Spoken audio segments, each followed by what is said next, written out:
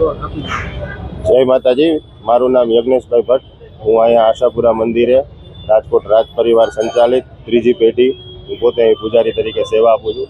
આજે જ્યારે પહેલું નોરતું છે ત્યારે આપ લોકો જોઈ શકો છો તેમ ભક્તોમાં ખૂબ એટલે ખૂબ જ ઉત્સાહ, આનંદ, અનુષ્ઠાન, જપ, તપ, યમ, નિયમ જોવા મળે છે। લોકો અહીં આવી મંદિરે દર્શન કરી અને પોતપોતાની મનોકામના પૂર્ણ કરે છે।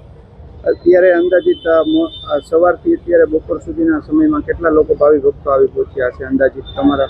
અત્યાર સુધીમાં આપણે કદાચ મારા હિસાબથી 2200 થી 2800ની વચ્ચે દર્શનાર્થીઓ આવી ગયા છે, કારણ કે સવારથી જ આપણે લાઈન અહીંયા સુધીની તો હોય જ છે દર્શનાર્થીઓની।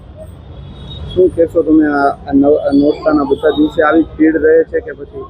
નવરાત્રિમાં પહેલું નોરતું છે ત્યારે ખાસ કરીને લોકોમાં ઉત્સાહ હોય છે। મંગળવારે હોય છે, આઠમના દિવસે તો ખૂબ જ હોય છે, કારણ કે આઠમના દિવસે રાજકોટ રાજવી પરિવાર બીડું હોમ છે હવનમાં, આપણે અહીંયા હવનનું પણ આયોજન હોય છે આઠમમાં। વર્ષે એક જ વાર આઠમના દિવસે હવન થતો હોવાથી ભક્તોમાં ખૂબ જ એટલે ખૂબ જ દર્શનને લઈ અને ઉત્સાહ જોવા મળે છે। લોકોની આસ્થા મંદિર પ્રત્યે ખૂબ જ જોડાયેલી હોય છે।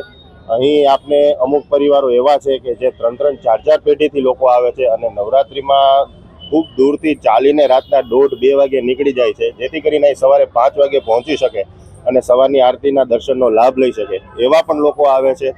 અને જૂના જે આપને કીધું એમ 2-3 પેઢીથી દર્શનાર્થીઓ પણ આવે છે।